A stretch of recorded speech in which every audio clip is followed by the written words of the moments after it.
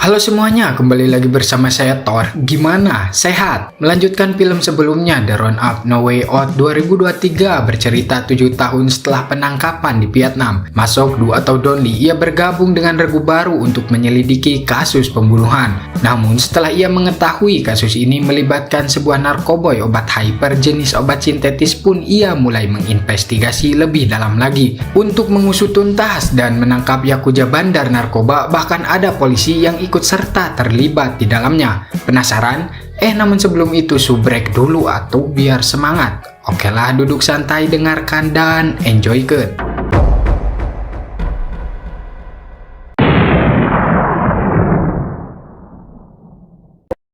Berlatar di sebuah pelabuhan, kisah dibuka dengan memperlihatkannya sekelompok orang yang sedang menyekap seorang polisi. Diduga polisi tersebut seorang mata-mata untuk menyelidiki tempat tersebut yang merupakan tempat penyelundupan bahan baku sebuah obat terlarang berupa obat sintetis. Seseorang yang bernama Jo Sung Chul yang merupakan seorang polisi dodol pun langsung membunuh polisi itu, kemudian membuang jasadnya ke laut. Ini adalah Tomo yang diketahui seorang yakuza. Ia bekerja sama dengan Chul yang menyelundupkan sebuah obat terlarang. Di sana Tomo memberikan hasil penjualan obatnya lalu mengatakan bahwa 20 kilo obat sintetis telah siap untuk dijual. Di sebuah jalan, seseorang saling adu jotos di sana sehingga membuat jalanan macet. Saat itu, yaitu Don Lee yang kebetulan melintasi jalan tersebut pun turun, lalu menyuruh mereka untuk bubar. Seseorang yang merasa jagoan pun peporongos terhadap Don Lee, sehingga inilah yang terjadi. Inilah regu Don Lee, diantaranya ini adalah Jang Tae-soo merupakan seorang kapten, Kim Man-jae merupakan partner Don Lee, Jong-soo seorang sersan detektif, dan Jung David seorang detektif pemula. Di sana Kim mendapat sebuah laporan sebuah kasus di kota Cheongdam sehingga mereka pun langsung OTW. Setibanya di sana Don Lee mendapati sebuah mayat, diduga ia melompat dari gedung, namun belum diketahui secara pasti kronologi kejadiannya. Namun Jong-soo menemukan sebuah buku yang terdapat dari kamar si korban yang bertuliskan nama sebuah klub oranye. Sebelum itu si korban diotopsi terlebih dahulu untuk mencari tahu penyebab kematiannya. Di sana si dokter mengatakan bahwa penyebab kematiannya bukan karena terjatuh dari gedung, melainkan serangan jantung yang diakibatkan mengkonsumsi obat terlarang terlalu banyak sehingga membuatnya overdosis. Si korban diduga mengkonsumsi obat berjenis hyper, bahkan obat tersebut jauh lebih kuat daripada kokain atau sabu, namun sama berbahayanya seperti heroin. Don Lee menyimpulkan bahwa si korban meninggal gara-gara obat tersebut dan sengaja dilempar oleh seseorang supaya penyebab kematiannya bukan karena narkoboy, melainkan supaya dianggap bunuh diri. Sementara si kapten serta Jong-soo menghampiri seseorang yang diduga temannya si korban. Setelah menanyai cewek tersebut, si kapten mengatakan ke Don Lee bahwa cewek itu memberikan keterangan ia dan si korban mencampurkan obat terlarang itu ke sebuah minuman, namun setelahnya cewek itu tidak mengetahui apa yang terjadi terhadap si korban. Menurut si kapten, karena kasus ini merupakan kasus narkotika, ia akan serahkan kasus ini ke badan narkotika di sana. Akan tetapi Don Lee yang menurutnya ini adalah kasus pembunuhan pun merasa harus menangani kasus ini. Sehingga malamnya Don Lee bersama Kim mendatangi klub oranye. Di sana ia dibantu seseorang yang bernama Sesame untuk masuk ke sebuah klub tersebut dan Don Lee memberikan sejumlah uang. Di sana Don Lee mencurigai orang di atas, kemudian ia mencoba menghampirinya, namun seorang keamanan di sana mencegahnya sampai ia menampar seorang Don Lee sehingga inilah yang terjadi. Selesai dengan itu, Don Lee sempat melihat seseorang yang memberikan sebuah obat terlarang itu. Kemudian ia mengikuti si pengantar obat itu hingga membawanya ke sebuah toilet. Di sana si pengantar obat memberikan obatnya itu ke seseorang. Setelah ia pergi dan Don Lee melihat si pengantar masuk ke sebuah ruangan. Lalu dengan lempengnya Don Lee mengambil obat tersebut dari si pembeli, kemudian ia menyuruh Kim untuk menghubungi polisi. Sementara Don Lee ia menghampiri si pengantar dan menyuruh mereka untuk mengumpulkan obat terlarang itu. Namun yang terjadi,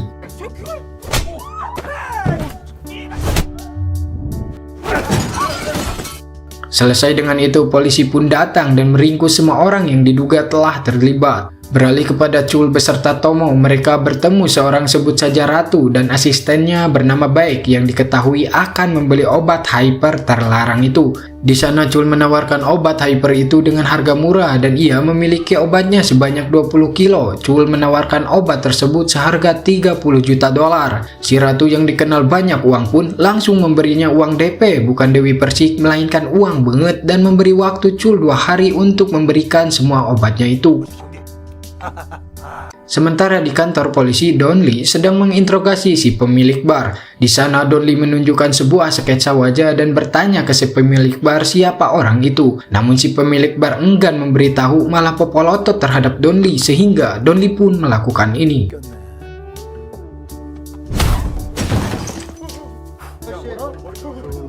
Dengan begitu ia pun mengatakan bahwa dia adalah pelanggan VIP-nya yang datang hanya seminggu sekali. Seseorang itu bernama Hiroshi yang merupakan seorang pecandu dan ia tinggal di Gangnam.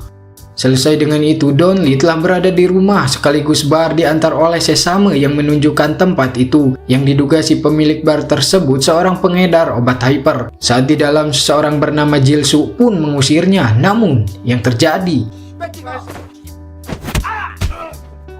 setelah itu Don Lee menggeledah bar tersebut dan berhasil menemukan obat tersebut yang disimpan di sebuah laci. Di sana Don Lee menginterogasi si pemilik bar yang bernama Nyonya Jung terkait obatnya dan memperlihatkan sketsa wajahnya yang bernama Hiroshi itu. Kemudian Nyonya Jung mengatakan bahwa ia mendapatkan obat itu darinya. Ya, Hiroshi ini yang merupakan seorang gangster Jepang yaitu Yakuza. Sementara si kapten serta anggotanya pun telah berhasil menemukan tempat yang diduga kediaman Hiroshi. Mereka bersiap-siap di depan pintu sampai seseorang membukanya. Lalu yang terjadi,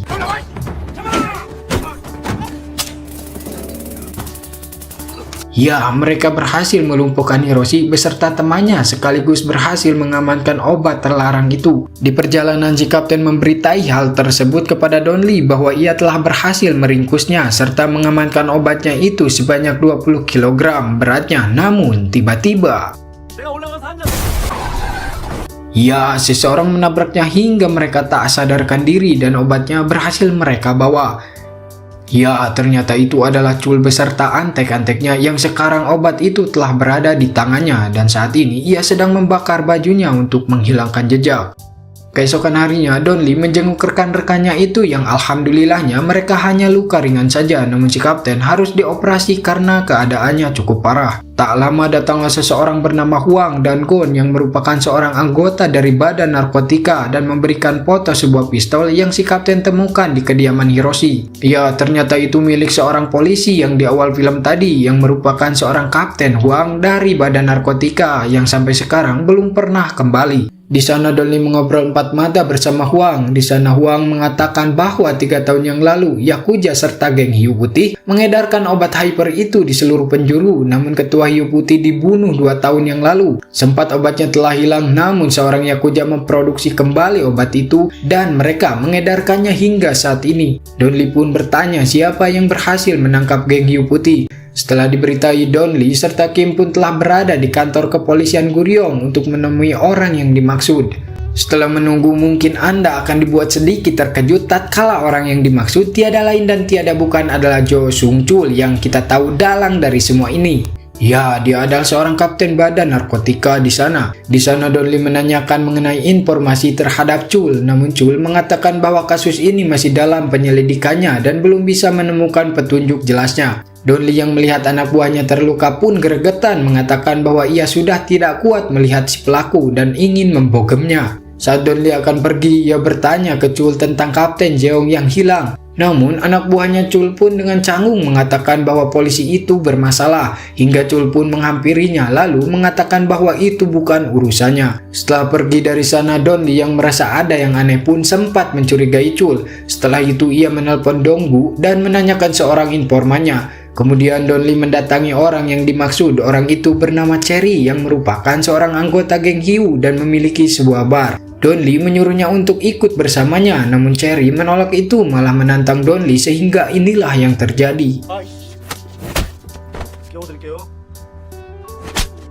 Setelah dibawa, Cherry diinterogasi mengenai seorang Yakuza yang datang ke klubnya. Lalu ia mengatakan bahwa seseorang bernama Tomo sering datang menjual narkoba dan sering membuat onar di klubnya. Lalu Cherry memberikan sebuah foto babangu si Tomo dan ia bersedia untuk membantu mencarinya. Scene beralih ke Tokyo, tepatnya di Jepang. Seorang aki-aki bernama Itijo yang merupakan seorang pimpinan distributor narkoba Jepang. Di sana ia menelpon seseorang yang bernama Ricky, menyuruhnya mencari Tomo untuk mengambil obatnya yang telah Tomo curi. Tibalah hari di mana Chul akan memberikan obatnya itu ke si ratu. Di sana mereka menunggu kedatangan Tomo yang membawa obatnya. Setelah lama menunggu, Tomo yang tak kunjung datang pun membuat si Baek kesal dan berpikiran Chul telah main-main terhadapnya. Tak lama Tomo pun menelpon Chul dan memberitahu bahwa salah satu dari anggota mereka memberitahu ke si Itijo bahwa dialah yang membawa obat itu. Dan anak buahnya Itijo yaitu Ricky mencari mereka untuk mengambil obatnya. Tomo mengatakan untuk sementara waktu ia akan bersembunyi dan berjanji akan mengamankan obatnya itu.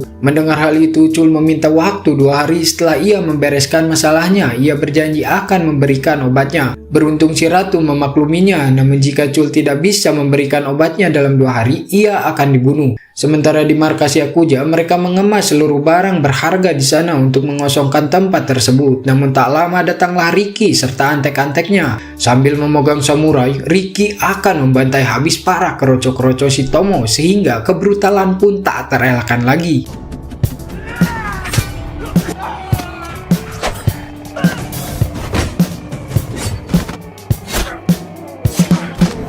Setelah meratakan para keroco, Ricky pun menanyai salah satu anggota terkait keberadaan Tomo. Namun ia tidak menjawab, malah nyengserikan sehingga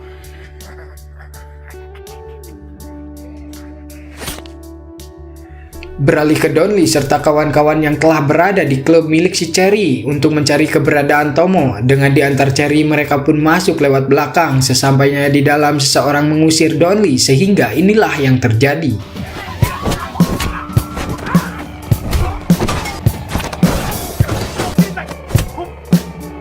Sementara itu, Tomo yang akan pergi dari hotel pun dicegat dari 2 arah sekaligus oleh Ricky, sehingga ia pun pasrah dan sekarang ia dibawa oleh Ricky. Namun ternyata Donli telah berada di sana dan sempat melihat Tomo pun langsung menghentikan mobil yang membawa si Tomo itu. Lalu ia keluar dan yang terjadi. Di tengah pertarungan, Kim yang terdesak pun dibantu oleh Donli. Namun yang terjadi, ya, mereka berhasil kabur sementara Donli yang akan mengejarnya menaiki mobil pun tiba-tiba mobil itu tidak mau hidup sehingga mereka harus kehilangan Ricky serta Tomo. Sementara itu Ricky membawa Tomo ke sebuah pelabuhan, kemudian ia menanyakan keberadaan obat hyper tersebut, namun Tomo tidak mau memberitahunya sehingga Ricky pun membuat ia modar saat itu juga.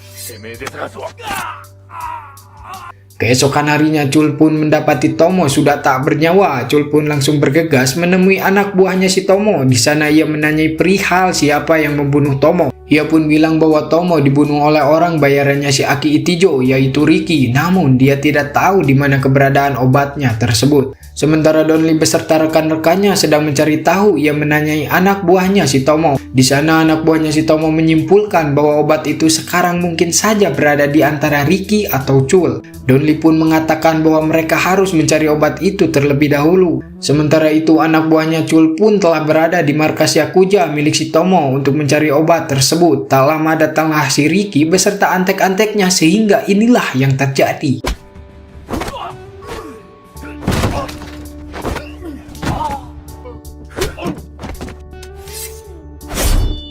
Besoknya Chul pun mendapati anak buahnya itu telah mati dibunuh. Tak lama Chul mendapatkan sebuah telepon dari Itijo yang menyuruhnya untuk mengembalikan obatnya itu. Namun menurut Chul itu adalah bagiannya dan dia mengatakan siap untuk melawannya. Lalu ia menutup teleponnya tersebut. Setelah itu Chul pun menemui si Baek di sana. Baek menanyakan obatnya itu. Baek yang melihat Chul tidak membawa obatnya itu pun langsung menamparnya hingga berkali-kali. Tak terimakan itu sehingga Chul pun melawannya dan yang terjadi,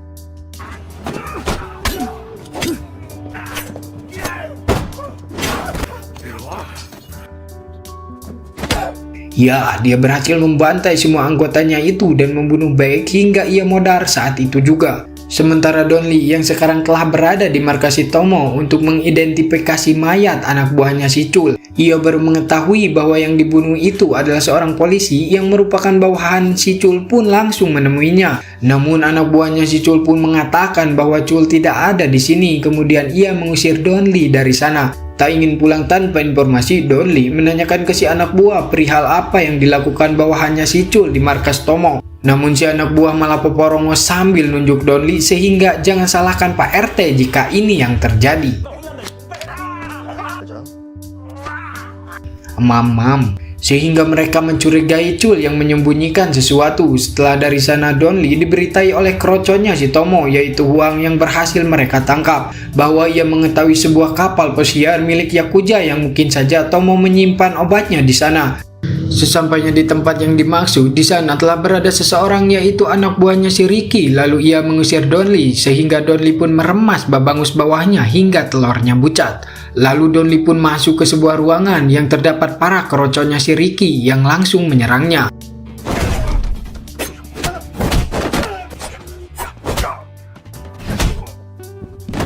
Selesai dengan itu, kemudian Donli menanyai di mana obatnya itu disimpan. Ia pun bilang bahwa ia juga sedang mencarinya. Kemudian Donli pun menyuruh polisi untuk mengamankannya. Tak lama Donli menemukan sebuah kartu yang bertuliskan Lucy sehingga membawanya ke sebuah kapal yang bertuliskan Lucy. Di sana Donli mencari obatnya, lalu ia masuk ke sebuah ruangan di bawah. Namun mereka tidak menemukan obatnya, malah menemukan sebuah tali yang membuat insting Donli terpicu. Lalu ia menarik tali yang bergantung di ujung kapal sehingga ternyata obat itu berada di sana, lalu mereka mengamankannya. Setelah itu mereka menemui Cherry lalu menyuruhnya untuk menelpon Chul berniat untuk memancingnya. Saat ditelepon, Cherry mengatakan bahwa ia menemukan obatnya, namun Chul tidak percaya sehingga ia menutup teleponnya. Namun saat Cherry mengirimkan sebuah foto dirinya serta obat tersebut, barulah ia percaya. Lalu ia menelpon Cherry lalu menyuruhnya untuk menemuinya di suatu tempat. Chul yang tidak bodoh pun merencanakan sesuatu. Ia menemui Ricky dan membuat kesepakatan dengannya untuk ikut bersamanya mengambil obat tersebut. Tibalah Cherry di tempat yang dimaksud, sementara Donli memperhatikan mereka dari jauh. Di telepon, Cherry pun disuruh untuk menemuinya di lantai 3, namun ternyata Chul di bawah dan merencanakan hal lain dari kejauhan. Cherry yang masuk sambil diikuti Donli pun telah sampai di atas, namun ternyata Ricky lah yang berada di sana. Lalu Cherry melemparkan tasnya sambil ngagorowok pun berhasil ditangkap oleh anak buahnya si Ricky. Tak lama Donli pun datang, namun yang terjadi, Donli pun berhasil dibuat pingsan. Lalu si Ricky pun membuka tasnya, namun ternyata itu adalah sebuah garam. Sementara Chul ia berhasil menemukan Kim di sana, lalu ia mengambil tasnya yang berisikan obat itu. Setelah itu ia kabur. Di sisi lain Donli dibawa oleh Ricky. Tak lama datanglah Kim serta David untuk mencegahnya, namun yang terjadi,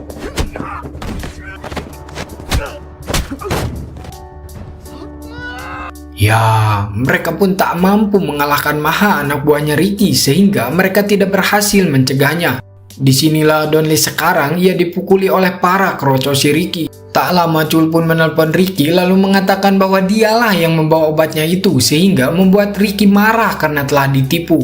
Namun tiba-tiba Donli berhasil bangkit dan mengalahkan kroconya di sana. Kemudian Ricky menyuruh anak buahnya untuk menyerang. Lalu yang terjadi,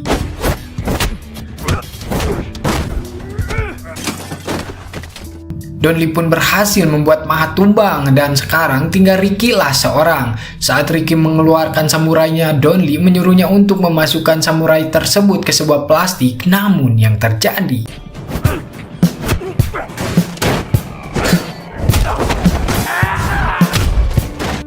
Bogeman Donli pun membuat Ricky ngatleng dibuatnya hingga ia tak sadarkan diri.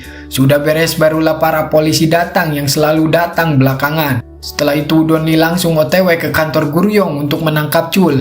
Sementara Chul yang akan pergi dengan membawa obatnya pun langsung OTW untuk menemui si Ratu. Namun Donli keburu datang dan menabraknya. Kemudian Chul masuk ke dalam, sementara Donli dicegah oleh para polisi di sana. Selesai dengan itu ia masuk ke dalam, kemudian ia menelpon ke sebuah HP yang sengaja Donli simpan beserta obatnya untuk melacak keberadaannya. Setelah diangkat oleh Chul, ia mengatakan bahwa ia menunggunya. Sampailah Don Lee di sebuah ruangan, namun tiba-tiba Don Lee pun membogom Chul hingga tulang rusuknya patah, namun tidak sampai membuatnya adu alah. Di sana Chul mengajukan penawaran untuk membagi 2 uang hasil dari obat itu, namun Don Lee menjawabnya dengan sebuah pengacara, yaitu tangannya lah sendiri, sehingga inilah yang terjadi.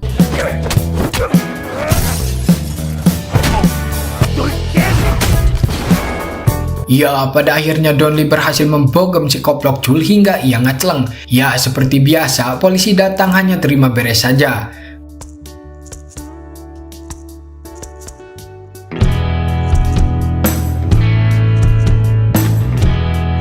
Kasus ini pun berhasil dibereskan. Karena mereka berhasil menuntaskan kasus ini, si kapten pun memberikan mereka semua bonus kecuali Don Lee. Dan mereka pun bersulang sehingga film pun selesai. Alhamdulillah rengse teman-teman, gimana, seru nggak? Seru lah ya. Dari film ini kita bisa ambil kesimpulan bahwa jauhilah narkoba, dekati Mama Alma. Sekian dari saya, mohon maaf jika ada kesalahan. Jangan lupa like dan subscribe channel ini. Saya mengucapkan terima kasih, sampai jumpa di film berikutnya.